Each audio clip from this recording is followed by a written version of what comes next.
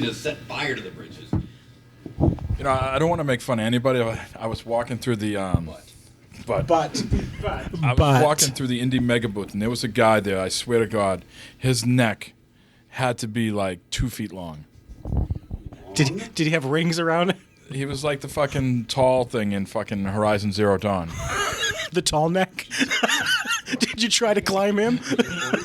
I am recording. Seriously, Was he cosplaying as anything? No, he was just fucking sitting there at a booth, like trying to show people his game. And this dude had a seriously 2 foot long neck. And I keep saying, and Jay, I'm trying to tell Jay, right? Like, Jay, turn around, and, real quiet, Jay, just turn around and look at that guy's neck. What? Jay, What are you talking about? Jay, turn around and look at that guy's neck. What do you say? Jay, turn around and look at that guy's fucking neck. And then I was like, thanks. Now I can't stop looking. All right. After the mics are off, you have to tell me what game that is, because that's where I got to go first thing tomorrow morning. I don't know what fucking game it is either. It was on the just. He forgot. That's all he could think of the rest of the day. He's in the corner. You can't miss him. Just go to Indie Mega Booth and go, where's Tall Neck? You just go out there and just look. You'll see him. He'll stand out. Is your game coming to Neckbox 1? I mean... And this is without alcohol. I'm sorry, wow. Nintendo? Well, if you haven't figured it out by now, it's the OMG Hour Gamers in Beta mashup. We would say Gamers Unscripted. Kind of like a Gamers Unscripted, exactly. But oh well. We are unscripted. Yes. We want to identify who's in the room or not, just let people pretend and guess. What do you want to do, Sean? Well, Mike, since you said my name. See how I worked that in? Yeah, let's start a round table. All right, I am Sean Evans from the OMG Hour, and I got my co-host. Chico Constant, Mr. Second Place, also OMG Hour. And not necessarily my co-host, but my host for this weekend. Brian, Juggler of Geese Young. And this is Quicksilver Sean, or Lucky Phantasm from the Gamers in Beta podcast. And I'm Corey Atwood, and I'm eating a cookie. But I'm also on the Gamers in Beta podcast. And Maniac17, a.k.a. Jay, from Gamers in Beta, and I'm here to Mike's chagrin. You know me too well, Jay. So, Sean, since you're visiting my lovely city again, why don't you guys kick it off and talk about, impressions of the day or just a particular game, whatever you want to kick it off with. Well, I do want to say just right up front, I don't know about you guys, but this being my 8th year here, this seems super busy compared to other years. Almost like I don't think I've ever seen this many people and this many crowds just trying to get around a corner. It's mass hysteria down there. Do you guys ever remember it being this busy? Well, you guys told me on the way here that, they did away with the 3-day passes, right? Yeah. And now they're just doing individual passes, which has given PAX the excuse to sell more tickets, right? So that's probably explains why there's more foot traffic on the floor. Well, Brian, you were saying they sold a total of 30,000 new extra.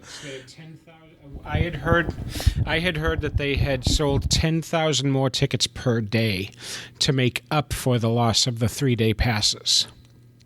So it really does. It seems a lot more crowded than last year. And it took me almost an hour just to get into the building the way they had the cattle lines outside before you even got into the building to go to the cattle room where you're running around in the maze.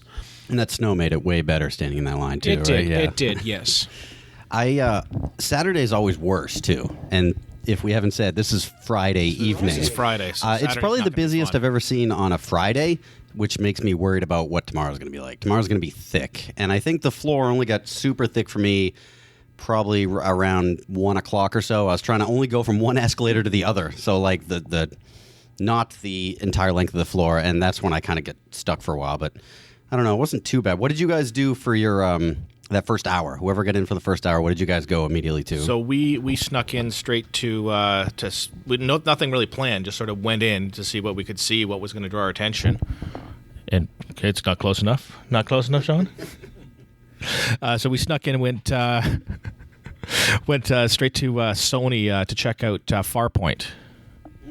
Farpoint, a PSVR game that I know my listeners know I've been excited for, and it comes with the PlayStation Aim controller, and that game is amazing. Like I couldn't even have imagined how good it was when I was playing it, and with the PlayStation Aim controller, I think my brain believed I was actually physically holding the gun in the game. Like it felt very natural, and then you pull the scope up in front of your eye and you actually see through the scope in the game. It is incredible. Now, Jay, you played it as well. Yes, I did. And as you all know, I love PlayStation VR. Matter of fact, I don't even own one.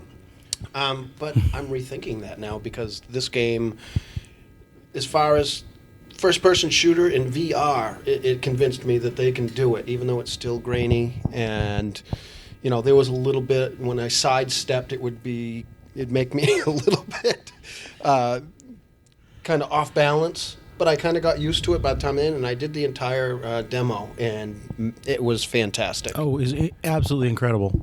How did you? I'm always curious about how they do this in VR. How did you move? Like, how did you guys move forward? Were you on rails? Did it No. teleport you forward? How did that work? No, so with the PlayStation Aim controller, it actually has dual stick on it.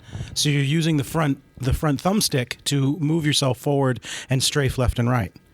Right, so you are controlling your movement, and the gun will actually change. So if you just push forward, but then you turn your gun to the left, you'll actually turn left.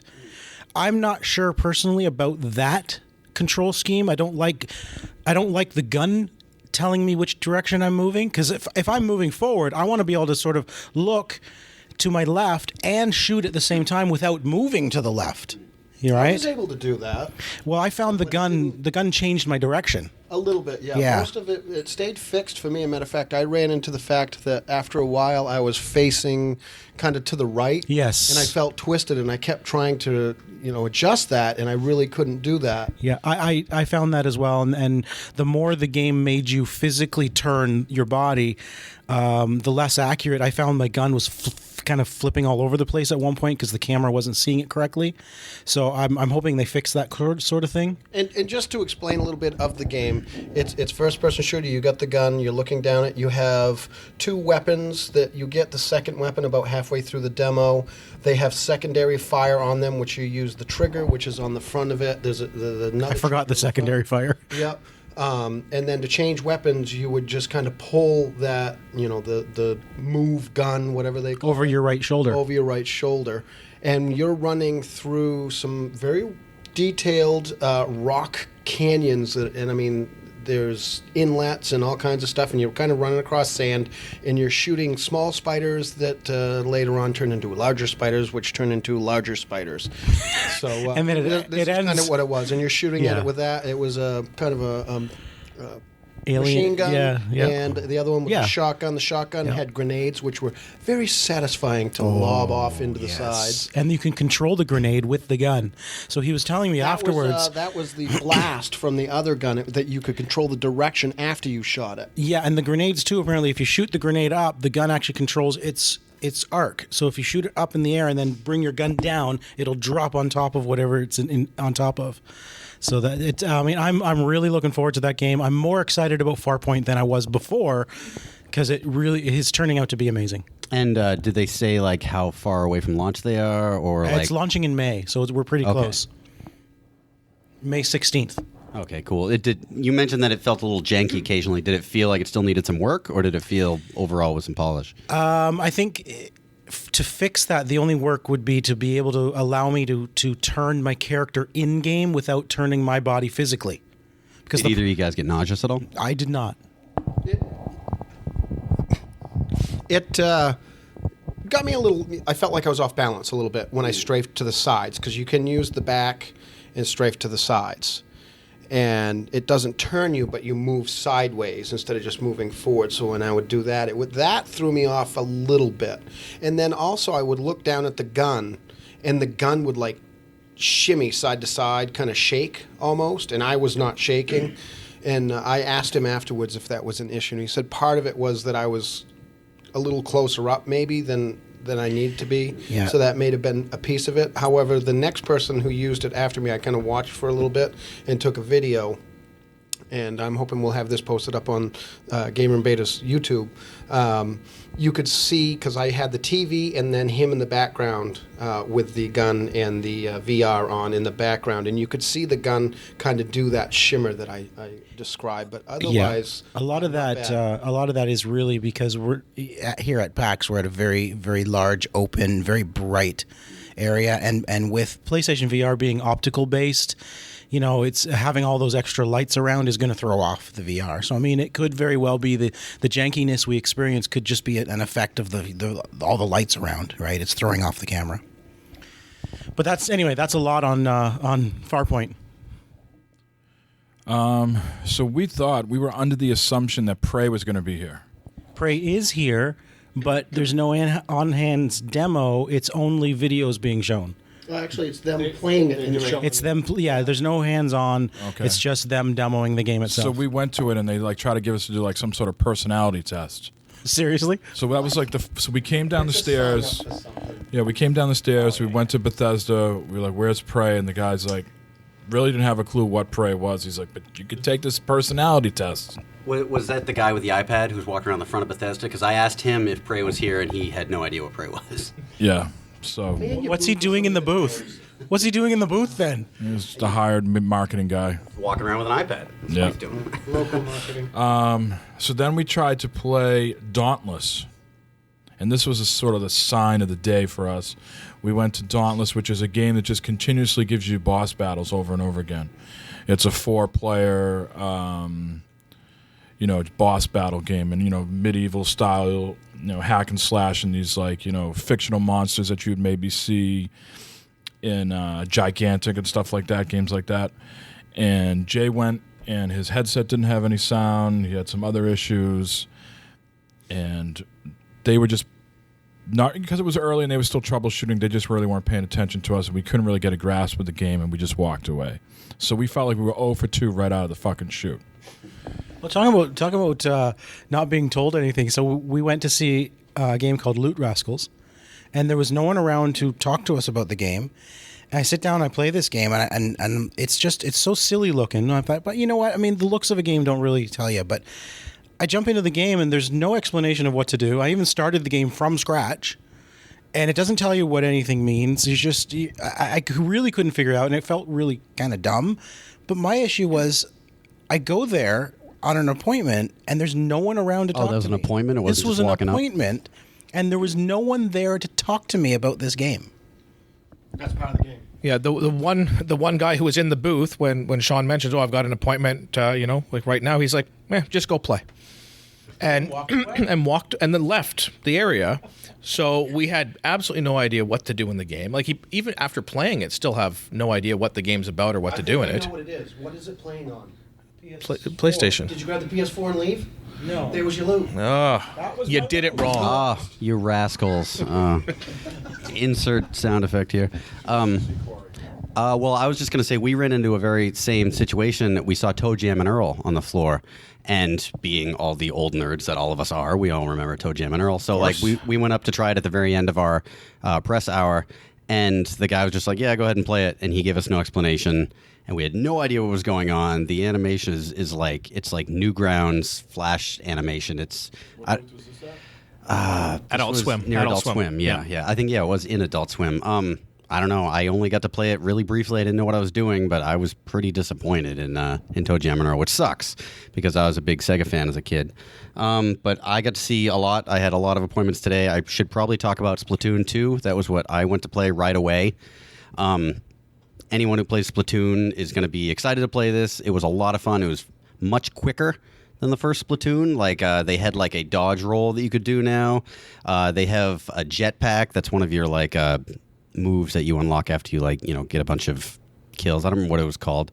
I used the dual wields, which didn't have a lot of range, but they were very, very quick, as you can imagine. And I got my ass kicked both times, which I blame my team for because I'm a gamer and that's what I do. But it was a lot of fun, and I think anyone who likes Splatoon is going to be excited. And they're doing the test fire, the weekend of the 23rd and the 24th, I think. Now, they let you play with the Pro controller, or did you get to play with the dog grip? It was, they had Pro controllers there, and I hadn't used a Pro controller yet, so that's the one I asked to use, and I liked it a lot. It felt really, really comfortable. So I think as soon as I can find one, I'm probably going to buy it, because A, it was comfortable, and B, I won't have to take the Joy-Cons off anymore. I can just plop it in the cradle and not have to worry about that. So we played that and ARMS, which was fun, but I preferred Splatoon, and we also got to play Street Fighter, whatever edition that was, Ultra something something. I'm not a Street Fighter guy. Still 3 probably. Yeah, but it's some random edition. I'm not sure. I wouldn't do it justice, so I'm not going to talk too much about it. But yeah, Splatoon 2, a lot of fun. So then we continued our bad experiences and went to the Microsoft booth and tried to play Mass Effect Andromeda, and were unsuccessful. I think you could have played it if you waited about 40 minutes. This was during the press hour. The people, Tiffany from Too Old to Play, said she finally got to play it around 10:20 or 10:30. Wow. The demo was Multiplayer only, though, right? Multiplayer only, yeah. And they only had, I think they had 8, systems. Yeah, I think they've got 8 for set up for Mass Effect there. So then I finally wandered over to PlayStation and played this new game, New Machinima, It was a top-down shooter, shmup type thing I really enjoyed. I play a little bit of Sundred. How is that? It's kind of like a, would you say, a Castlevania? Yeah, it's like a 2D Metroidvania. It's the team that made Jotun. Yeah. So it's a really cool art style. Jotun was very much like thematically like all this Nordic mythology stuff. Yeah. And Sundred, I asked if they were doing a theme like that, and they said the theme is like H.P. Lovecraftian, as you can tell with like all the tentacles and crazy shit. I was really looking forward to it. It's an alpha, so maybe this is the reason, but I felt the controls weren't on par with what a game like that should be, because you go really fast, you dash, you get overwhelmed by enemies, you're supposed to move like Ninja Gaiden style, and I couldn't. And you could wall run, but only if you start at the bottom of the wall. So if you jump back and forth and go to the wall... I couldn't get the wall run down. She kept explaining it to me, and I had no clue what she was telling me. And I kept going to the wall and trying to run, and finally I just muscle memory kicked in, tried to do the zigzag up the wall. The Ninja Gaiden jump. Yeah. Yeah, it was like you had to start at the bottom of the wall, or else the wall wouldn't work, and you just had to hold the direction of the wall, not up, not slanted up, not down, which wasn't very intuitive, and the controls just felt a little sloppier than they should be. So I'm not as excited by it, but it looks gorgeous. Well, you mentioned H.P. Lovecraft, or a Lovecraftian game, and we also saw one that is a direct sequel to a Lovecraft novel, something or other of Mountains of Madness. It's a game called Canarium, and it wasn't bad. It's gonna. I think they're talking about bringing it to console as well. But what we played, the demo was maybe 10 minutes long, and it didn't really give a good sense of what the game's going to be about. But what I played was more of just a 3D discovery. Investigation, discovery. It takes place in an Arctic base where they've uncovered some ancient stuff, and then So it's I like guess the Blob. Yeah, I mean it's apparently a direct sequel to Lovecraft's novel. Oh, cool. So there's a lot of stuff in it that reference the novel, and so I guess if you're familiar with the actual novel, this game is supposed to be a direct sequel to that. So it looked pretty good. I mean, I'm interested in it. I'd like to see where it goes after that. That one felt like it would be better controlled with a controller rather than mouse and keyboard that you were handed, though. It would absolutely work better on a console, I think, than or at least with a controller. I found first of all, I found a bunch of guys here that I've never actually seen before, so that scared me a little bit. But that I've always podcasted with, but I never had a chance to actually see in person. So this has been an interesting day to begin with. But Osiris New Dawn, I believe. I think that's right. I always say Zero Dawn. I don't mean that because I really like Zero Dawn. I need to change that. But Osiris New Dawn came out in September. It was an early access game, of course, survival game set in space. Wasn't really that clean at the time when I had looked at it. I had actually played a little bit of it, and it was janky at best, and there was it just wasn't set up nice. But today when I met with and I actually didn't realize I was dealing with one of the designers of the game today. That's the first time I've hit a booth today that I actually was talking to one of the devs that actually developed the game. Other than Conan, I ran into the dev from there. They've really done a lot of polish to the game. It's still early access, but they've added a lot of content to it. And he said there's a lot more coming. They've added dungeons, I guess you would say. It's not really a dungeon. It's more of like, underground in space. So now you're not dealing with just the top level. Now you're going down into the ground, which is cool. They've got spaceships. It's only one right now, but they said they're working on other ones. They're going to be able to pilot 2 in there because you're going to be able to play with your friends on servers for free. You don't have to purchase a server like you do with a lot of the other survival games and stuff. Can you, though, if you wanted to? Like, can you purchase a server? He said you don't have to. It's right in the game. You do pick a free server, and isn't that what he? Private servers you can have up to. Private servers you can have up to 5 people, and public servers 18 people. So that was probably the biggest thing I saw today, and then I kind of just hung out with everybody else as they looked around. But I did see a lot of stuff here that was really interesting to me. That had I not come here today, I would have never even known about. Because I don't even think you guys may have even talked about a lot of the stuff, some of the games that I saw. So, you got to say that PAX is almost like a test ground for a lot of people, right? Some of these games will never see the light of day beyond today. A lot of them are being announced here at PAX, Right, yeah. and then some of them never come out, or they come out and they're just they go out with a whimper. They just don't. Yeah, I've played a couple of games at PAX that just never happened. They never came to fruition. I'm curious as to what happened to them. Last year, I took interviews for like 2 or 3 games that are just off the radar. Yeah. So, a game that I played today that I had high hopes for, that I was hoping that they would correct the mistakes of their first game, and unfortunately, while better, still not great, is Hand of Fate 2. Oh. So I like Hand of Fate, the first one. I really like the first one, too. The combat, though, on the first one was janky at best. It just slowed down, had poor frame rate issues and things like that. So I'm not sure if they got a new engine or they just tweaked things, but it was a little bit better, but still slowed down here and there. They're still working on the game, so that could. They said it's not a new engine, that they've just improved upon what they had. Because I asked him if they had a new engine, he said no. It's the same engine and up-res graphics, and they've learned to program better. So, as he said, so. You could tell it was better, but I wasn't blown away, and that was disappointing. I really think they got a cool concept of how you can, play a card game and then dive into actual combat that is, heavily rifted from like Rocksteady games and things like that. Batman type fighting and stuff. So I was disappointed in that, but probably not as disappointed this time as in Hob. So we played Hob Again. It was here last year, right? Right, and last year it was one of our top 5, I think, Yes. and we played it this year and could not have been more disappointed. Why? What happened in a year? Well, Mike was taking notes while I was playing, so I was the one playing, running the controller, which was the scary part already.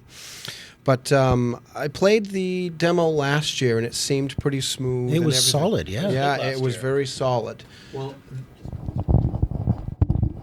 sorry, I probably just made a huge loud noise on the mic, so I grabbed the end of the mic. But just, I can't give you your rim shot right now.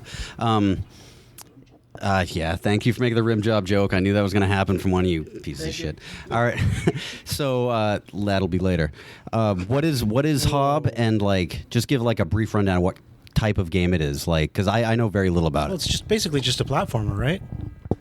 It's a puzzle platformer. You have to pull different levers and stuff to move the actual ramps and the levels around. Yeah, World Machine, okay. It looks like cogs and stuff that you're pulling around by pulling on levers and whatnot. And it's platforming, but you're changing the platform by pulling different levers and pulling different stuff out and moving things around. And you climb up these ladders and you push these buttons and stuff like that. And they're all different. And that was really compelling last year, and it was really smooth last year, but they only had a few things because it was a very short demo. And this year, going into it,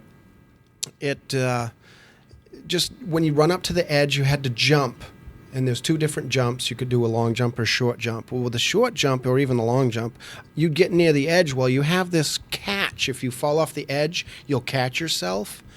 So you've got to be able to jump this distance, and it's really, if you jump too early, you're not going to make it. If you jump too late, you do that hand grab thing, so it screws you up. So what they've done to kind of save things is it's kind of created, it makes it tough to jump. And also when you like come up to a ladder, you'll be on a narrow ledge. And when you get to the top, if you're pushing one way or the other, you're immediately running.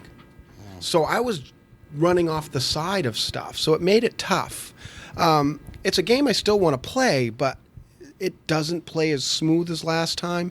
And the graphics, to be honest with you, I didn't think they looked as good. Maybe that's because of time. Did they say how close they are to launch? No, they keep saying They keep saying, it's going to be ready when it's ready, but it is supposed to be this year. Yeah, I actually really appreciate the aesthetic it had last year, and I saw we didn't actually see Hob on the floor, but I saw a video playing in the hall of it, and the graphics look. Yeah, Don't look as good, they don't do look they? as good. The aesthetic. I mean, they're fine. I mean, but the aesthetic has changed to enough that it doesn't look as compelling to me.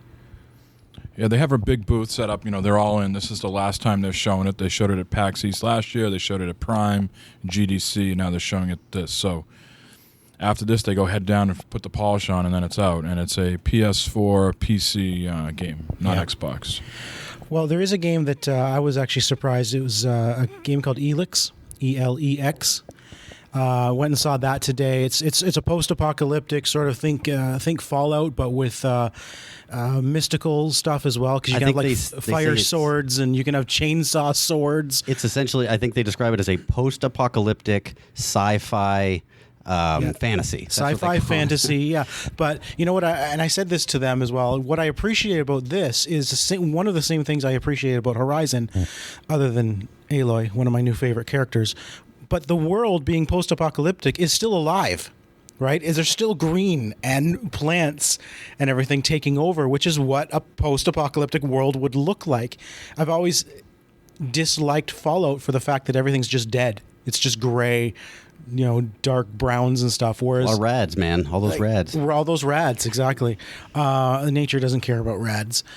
Anyway, I appreciate the fact that their aesthetics, like there's plants everywhere. It looks good, and it played pretty good. I mean, I'd like to. Was I playing with a controller? I can't remember. I think I was. Yeah, I was playing with a controller, and I believe it's also coming to console as well. Yeah, it looks pretty good. I mean, it's not Horizon quality graphics, but I think it would be. Would you say it's better than Fallout 4? I think it doesn't look as smooth. Like the actual control doesn't look as smooth. The graphics look better than Fallout 4, but the mechanics don't look like they feel as smooth. Yeah, there's some things that on it that I think need to be tweaked. For example, the when you go to attack an enemy, and if they attack you first, they knock you right back, but then they just keep hitting you, and you don't really have that opportunity to get up and get back into the battle. It felt very unfair if you got knocked down by an enemy. Because then you're just struggling to try to get another hit in. Meanwhile, they just keep hitting you. So I think there's a lot of tweaking in the combat system they probably have to work on. But I liked what I saw, and I love the sci-fi fantasy part of that world with a flaming sword and stuff. It was cool. Yeah, I have that appointment tomorrow actually, and I took it after I got the interview because just the email looks crazy. It's just a literal smashing of sci-fi and fantasy. Yes. I'm super curious as to how they balance the combat, because in the video there's like a mech that stomps on like a werewolf, and like you can shoot like an ogre in the face with a shotgun. Like it's just all these crazy combinations. So like, why would I ever use a sword and a shield if I can use a sniper rifle? Like, so Yeah. I'm really curious to play it. What kind of combat did you do? Like, what kind of weapons did you use in the combat? I was using a flaming sword, because you give me something with fire on it, and I'm going to use it. I was told afterwards that there's a chainsaw sword. It's literally a sword that has a chainsaw revving on it. So take the chainsaw gun from Gears of War and take that and make it a sword. And I also used a grenade launcher on a troll. And you know what? The enemy design is actually really good. Like the troll, it looked like a fantasy rock troll with moss and growth coming out of him. It looked really good. I really liked the enemy design in this game. How long was your demo? Oh, I don't know, what, 15, 20 minutes? 15, 20 minutes. Yeah. Was it just a time thing that cut you off, or did you reach like the end of what they had? No, I just, I died. I died. I went to save I thought I was saving a woman. There was a woman just doing gardening, and then I walk over and there's like a monster in her yard, and I'm like, so I try to fight the monster, and then 5 other monsters come out of the house, and just boom, I'm dead. They're I'm just like, why did you attack my monster, right? Dick? Yeah. So I figured, okay, I'm done. It's called Elix. ELEX. Yeah, I'm very excited to play it. THQ Nordic. Yeah. I'm really impressed with that. I'm looking forward to keeping an eye on that. So, I think one of the other few games we saw today, because we had a lot of headset appointments, and I'm not sure if we want to get into those. It's kind of a little too nerdy maybe for some, but Behind the scenes, too much behind the scenes. right, exactly. Thank you. So we went to Sumo Digital to see Snake Pass. I was going to bring that up. We're seeing that tomorrow. Yes. Tell me about it. So Snake Pass is going to be on all the consoles, Switch, PS4, PC, Xbox One. Sumo Digital, the people that are currently working on Crackdown 3. Oh, so they just took They have- a I guess pause they and have- did Snake Pass? They have, I asked them, they say they have offices in India and Sheffield and somewhere else. They employ about 400 people in total. Wow. So 20 people, this sort of like was the genesis of a game jam. So if Crackdown 3 sucks, can we say it's because you stopped and made Snake Pass? Yeah. They all, they made Little Big Planet 3 as well. So they know how to make their games. So Snake Pass is like a physics platformer, I guess you could say. Snakes physics. Right. So there's no combat in the game. It's kid friendly. It's all about learning how to maneuver this snake around the environment, and you're getting these, I'm going to call them glowing stones, rhinestones, or something. You at least have to get 3 of them to complete the level. And then you bring the snake over to the level, and it lights them all up, and you move on to the next level. There's all sorts of coins and bubbles and things you can play. The snake is called Noodle. Noodle. Noodle And- the snake. And the bird that travels with you is Doodle. So Noodle and Doodle. And if you press Not ukulele? so if you press the I think it was the A button, maybe no. Was it A button or no Y? I think if you pressed the Y button, Doodle would lift your tail up so you could get over certain environments and things like that. But you could literally pretty much maneuver around this map, these levels, I thought, with free will, right? There was very few instances where you couldn't go up things. I thought it was, it's going to be $19.99. It's coming out March 28th. And, you got kids around and stuff like that. It's a very friendly game that, you can, because there's so much free motion, I think you can introduce your kids to gaming through this game. It sounds like the perfect game for something like the Switch that just came out, right? Like, it doesn't sound like a game you certainly don't need the power of an Xbox or PS4 to play this. Well, interesting you said that. So we had to wait a while before here's a theme of our day as well. We kicked a lot of little kids off the games we played. Okay? Get off the games. Get off my lawn. So we played when we played this game, there was kids, they asked us, what do you want to play on? I said, well, I want to play on the Switch, thinking they would hand me the gamepad, but they didn't. And so we had to wait for these little kids to finish. So as I'm watching, I'm looking at all the other stations, and I guess, obviously the PC one looks phenomenal, right? It really popped off the screen when you saw it on PC, and then it sort of degraded down until you got to the Switch. But since I was talking to him about the Switch, he opened the glass case and took out the pad, and he held it in his hands while I was playing. And it looked phenomenal on the gamepad. And just like my experience with Zelda looks better on the gamepad than it does on the TV. Better on the Switch handheld itself. Yes. Wow, okay. But, yeah, I really enjoyed Snake Pass. I think Corey's played it as well, and he'll talk about it too. But definitely a fun game that I think kids will enjoy. Yeah, it reminded me a lot of because it's a not giant open world. It's just like these levels that are open in the vein of like Mario 64 or Spyro in the way that it's like a little collectathon. But yeah, you have to figure out the physics of this snake because you can't just climb up to a wall and climb straight up the wall. They have all these like bamboo shoots everywhere and things that you need to like think like a snake. That was like their tagline, right? You had to like loop around and figure out a way that you can support your weight by wrapping around all these things. So it was a cool, interesting way to think. And I think little kids would love this. I think I got the emails and I just looked at the photos and I was like, nah, not interested. I'm going to take a pass. And now since I've played it, I think I might pick it up for the Switch. It was probably our surprise of the day. I think the 2 kids games we played were the best things we played. you know. And maybe let's segue into that, Jay. We played this game. Let me get out the official name here. These people are from Australia. They were just at GDC, and now they're at PAX East. And because they were so impressed with the questions we asked and the interest level that we had, they both gave Jay and myself a package of Tim Tam cookies. And Jay got the dark chocolate, which there are 2 left, and I had the original because I am the original. And those are completely gone. So we annihilated those pretty quickly. But the game I'm talking about, I'm stalling here, is Yonder. the hell is this here? Well, I'm looking at Saturday already. Yonder, the Cloud Catcher Chronicles. Now, we roll up to this game, 3 or 4 little kids and their parents playing it, right? And, we're like, well, we're here for the appointment, and I saw the lady go over there and kick the little kids off, and the little kids were... The little kids were unhappy, but they said they had 3-day passes, and the mother would bring them back, so... Jay walked up to this and immediately said, I'm out. I have no interest in this thing. Fuck this game. I was like, come on. I didn't say fuck this game. Your body language said that. He stood there with a fuck this game stance. Like, So it's, you like Stardew Valley, you like Animal Crossing,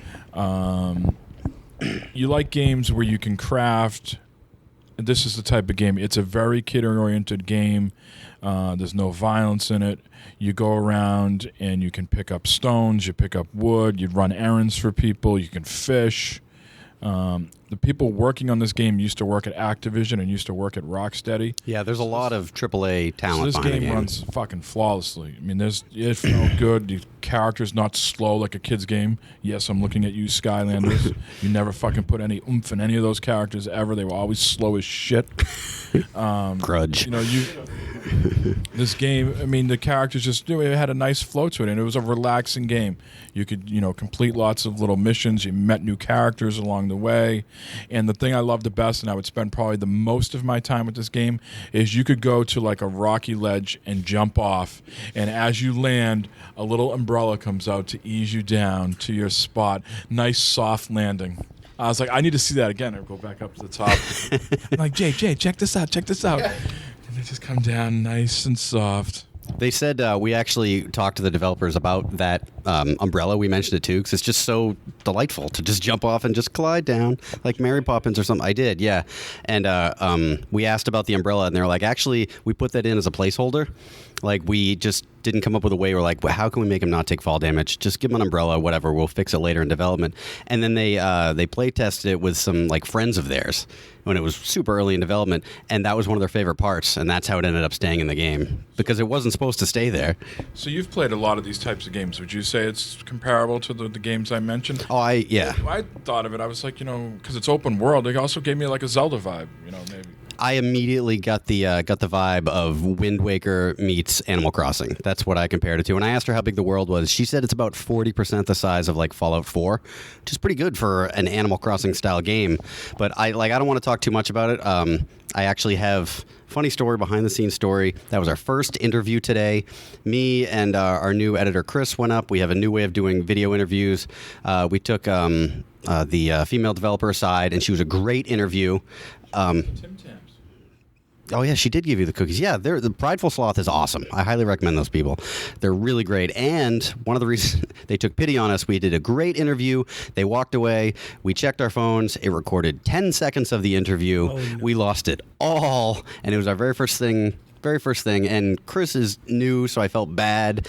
And we were fucked, and we were like, maybe we should just go up and explain it to him, and we did, and we're like, hey, we won't take up your time anymore today, but can we come back on Sunday just like fresh and do like another interview because that magic is just gone? And they were like, yeah, that's cool. And that's when they actually told us about the umbrella. So what system is this game coming for? PS4 and PC. Yeah. Are we sensing a theme, gentlemen? PS4 and PC? PS4 and PC. Yeah, and we did ask about Switch, and they said they don't have anything now, but it was something they would look at. Seems perfect for the Switch. It seems Yeah. very Nintendo. Well, that's what she was saying, but she's saying because of the graphics, this game looks like kind of a a Nintendo game. However, when you do really look at it, the graphics really are pretty sharp. I mean, you've got these kind of kiddie-looking, the old school Sprites. yeah, sprites and stuff like that. So it is child, but I mean, because I was looking at it like that, and I'm like, this is kind of cheesy. But you play it, I mean, really, the controls are right on. You run across, and I mean, there's the crafting, so you get to pick up different stuff. There's rocks, there's wood, stuff like that you can pick up. I could be running across these fields, and just as I got just to the rock, just before it, I'd hit the pickup button, and without even stopping, I could pick that up and time it perfectly. And I mean, this was maybe the second time after I run over. The controls are really spot on. Really enjoyed it. I mean, for a kid's game or a kiddie type of game, because there's crafting and stuff in it, so it does get a little more. She mentions the kiddie aspect, that they were concerned with the play testing, and she said she had to realize with herself internally that she has hang-ups or things of what people should play. She said, I didn't think, older white males would enjoy this game. She said, as we're making this game, she's like, who's this going to appeal to, kids? And she said she's been blown away that people like us would come sit down and play it and enjoy it. Yeah, I would pick this up and play the hell out of this with my granddaughter. I mean, this is something I could play with my granddaughter around, like, hey, where do you want to go in here? Do you want to go over to the little creature with the moose horns? It's very about exploration, fever, and or do you want to go over to the castle over here? Do you want to go to the lake? I mean, it's cool looking, but it's enjoyable to play. It's very relaxing, yeah. It's a tough sell. Like, I'm sure people are probably listening, if they haven't fast forwarded yet, be like, why the fuck would I want to play this game? You fish, you jump off rocks with an umbrella, who cares? But you know what else is a tough sell? Animal Crossing, and tons of people play that game. Like, I explain it to people, nobody cares. When I first saw Animal Crossing, I was like, why the hell would I ever want to play? Where's the fun? Like, I remember tweeting, like, where the hell is the fun in Animal Crossing? And then I got it for the 3DS, and then I'm like, oh my god, I can catch bugs. And I spent so much time in it. My comparison was Viva Pinata. I mean, that's a game. I mean, we're all grown-ass men. We swear. Hey, speak for yourself. Look at Sean over there. He's fucking drooling. About the grown ass about him. Which Sean? Exactly. Yeah. But I mean, Viva Pinata. I looked at that game originally when I was coming. I'm like, that's a friggin' joke. I ain't playing that. Well, my son picked it up, and he's playing it one day, and I'm like, wow, gets pretty deep and pretty interesting. And I ended up playing the damn thing for a month. I mean, and that's not really my type of game, and that's kind of the vibe that this one gave me. Did you like it for the pinata sex? Well, all it was a little heart, so no. I know we got some. I wasn't satisfied till Witcher came out, but I know we have some crazy cat owners that listen to us as well, and supposedly in this game, there's like 50 plus cats that you can track down in the game. So if you're into cats, that's a reason for me to buy it right now. Yeah. So crazy cat person. So just to wrap up on the Switch thought before we turn it back to OMG, because I don't think we saw any other games today. She said this: the reason it's not going to the Switch is because they got their dev kits late, so they have a small team and they can't really invest the time in that right now. And like Jay said, they were concerned with the game just might blow the fucking thing up, with the gray. Sure, with the yeah, they'd have to do some testing. So it's definite then? Definite not coming to the Switch? They've said they wouldn't be opposed to it, but right now it's just PS4 and PC. So other than that, Jay, myself, and Sean, we went to SteelSeries, HyperX, and Lucid Sound, and checked out a bunch of headsets. And all I'll say is, I didn't come across any headset that I was like, wow, that really was a clunker. They all have these things pumping with good music to make the experience feel like it's a good time. So we'll report back on those when we get some samples in the mail, hopefully. But did you guys see any other games before we wrap this up? No, I mean, nothing really that really stood out. I know Tico's mentioning Conan Exiles, which we had a chance to play today, which is literally just an open world survival. There's no quests. You're just thrown in. You're an exile. You just have to survive. It's like Ark in the Conan universe. They said they're bringing some quest systems and dungeons to it, but I mean, this what we played. It was okay, but I mean, nothing substantial. Some of the neat things they're doing with that is you can open your server up to friends or other people and specify no PvP, so people can't jump onto your server and start killing and destroying things, including yourself. Yeah, I have my own server, so yeah, I've had that game since day one release, and Yeah, it got interesting there for a bit because they had a little bit of a problem with the passwords not working. So people were jumping on servers and doing all kinds of griefing until they were able to fix it. But those guys are doing an awesome job. The game has got actually the difference between that and Ark at the moment, and I'm not trying to battle wild card because they don't listen to this anyway, so it doesn't matter, is that they actually have an end game. And they actually are adding a lot of content. I talked to one of the devs today. And then went into, he didn't go into detail, but I did see from GDC some of the content's going to be going in, and it's going to get a lot better. Awesome. Because they've got a lot to work on. They got a lot of bugs, like literally things floating in midair. Yeah, he said they're going to be adding a lot of like dungeons that you'll find, and there's at the end there'll be a boss, and you'll get some crazy loot from the boss, that sort of thing. So. Yeah, I mean, I know this probably not. I'm probably one of the very few people in this room, other than maybe Corey, that would play. We're big in survival. I know you guys really aren't big in survival games. No, I prefer guided experiences. I love open world, but I don't want to be given an open world with nothing to do. Like, meaning they don't tell you what to do. There's no story. There's no quest. I don't care how silly the quests are. I just want to be told, go do this. You got to make your own fun, man. It's like Calvin Ball. It's like the Calvin Ball of video games. I know it's about making your own fun. I mean, ultimately that's what Minecraft always was, is just make your own fun. I don't really enjoy the make your own fun games. I go in and I want to accomplish something that I've been kind of told to go do. You know what I mean? I can relate to that somewhere else. Well, so I mean, it was a good looking game. I don't think it's a game I could personally get into for a very long period of time, because I don't want to go in and look at the map and say, okay, now what? So let's just maybe give like a little tease for tomorrow, unless you get something. All right, we'll get. I have a request. Yes. We talked about Prey. Okay. I went down and watched it before I came up here. Yes. And my homework for the rest of the guys here is to go down, because you can just sit there and watch them while they're playing. It's not in a tent or an enclosed thing. Check out Prey and check out that gameplay. And tomorrow I'd like to know what your thoughts are on it, because what I was looking at looked very interesting. So that's my homework for you guys. Well, I actually saw part of the video today that I haven't really been following Prey very closely, but you can possess inanimate objects in the game and roll them across the room and then just sneak behind enemies and pop out and kill them. Like, okay, now I'm more interested in this game. This is a Sean game. This is like stealth. It actually be a coffee cup. Exactly. Bananas in good space. Yeah, you can be a games, banana right? and then go float in space. What? What don't you talk about? So actually, we're going to change course here, because my bad hosting skills is I have left Juggler of Geese out of this conversation. Massive apologies, Brian. Why don't you tell us about some things you saw today that you enjoyed? No worries, thank you. I was very surprised walking by one of the booths. We were just going to one of Sean's appointments, and we passed Pixel Noir, which is a game I backed on Kickstarter, but it didn't make it far enough in getting money. And they canceled it. And then they did another Kickstarter, which I didn't know about it. It is being released, and I was very happy with the gameplay footage. You're basically a character that loses his job as a police officer, and he has to... I guess he's a private detective. I didn't get too far into the story, but he builds up an entourage that goes with him and does different things in the game. Turn-based RPG, thank you. That's the words I was trying to think of.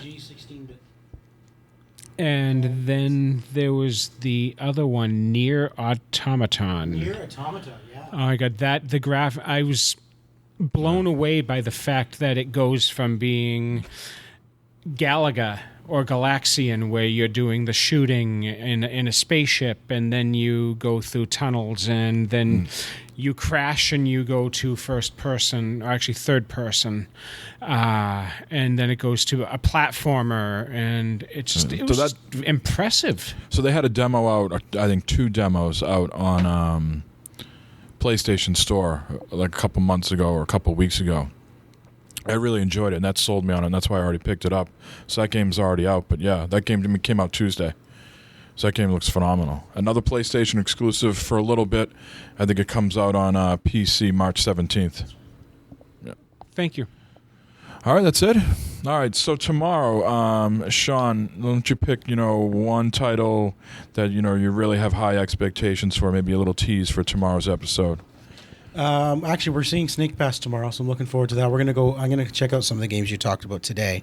But there's nothing really like super exciting, honestly, on our list tomorrow.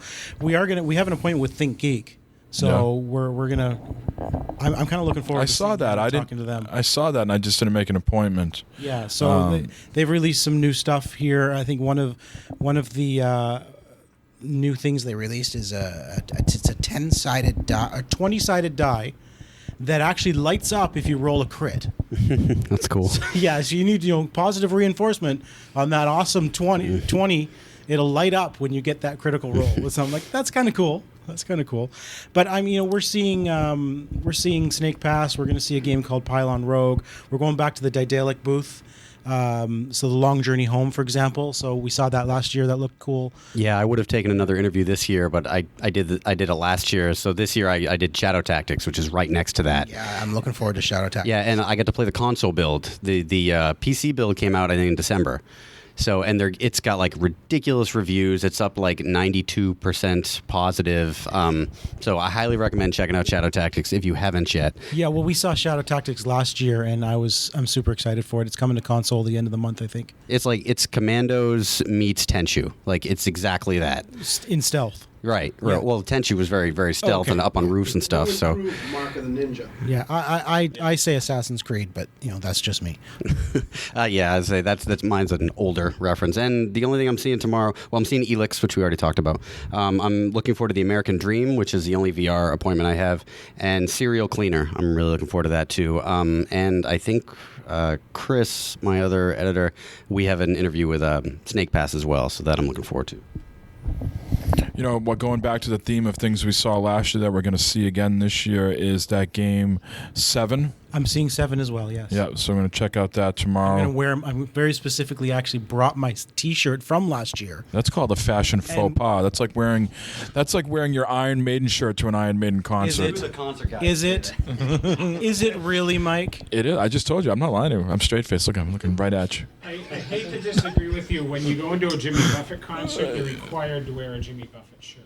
If you're at a Jimmy Buffett concert, you're required to do a lot of things. I think shirt is like... Yeah, try going to a Jimmy Buffett concert without a driver's license. They won't serve you alcohol. Dude, well, the thing you should do when you first walk into a Jimmy Buffett concert is turn around and walk out of the fucking Jimmy Buffett concert. Don't speak to me ever again. Do you drink Landshark beer when you're at a Jimmy Buffett concert? Yeah. No, margarita rocks. No salt. All right. This is going south quick, but that's because we're going to Whiskey Priest for some more drinks and beer. You guys all familiar with Spelunky? Yeah. Yes. So the guy who developed Spelunky has a game called Dunk Lords. It's a Dunk Lords? It's a 2v2 basketball fighting game. This is not Dump Lords. So it's like NBA Jam, right? Yeah, so we're going to go see Dunk Lords tomorrow. And I think the last thing I'll leave you with is Victor Vran coming to the consoles. That's a very Witcher-esque. The guy who actually voices Geralt in Witcher is the voice of Victor Vran. Oh, interesting. Okay. Yeah, so if you need that... With emotion this time? No. Did anybody get a... We'll leave you with this note. Did anybody get a picture with Geralt on the floor today? I saw him. No, I got a picture of Lara Croft, though. So I said to him, everybody's like, get in a fighting pose. And I said, all right, I want you to get in a stance like you just got off the horse with Yennefer. The unicorn, not the horse. Right, horse, unicorn. And to say the least, he had 2 thumbs up. All right, so this has been Gamers in Beta with the OMG Hour, or Gamers Unscripted. And this is day 1 of PAX, and we'll be back hopefully tomorrow and Saturday. Till next time, same beta time, same beta channel, and unscripted, and OMG. See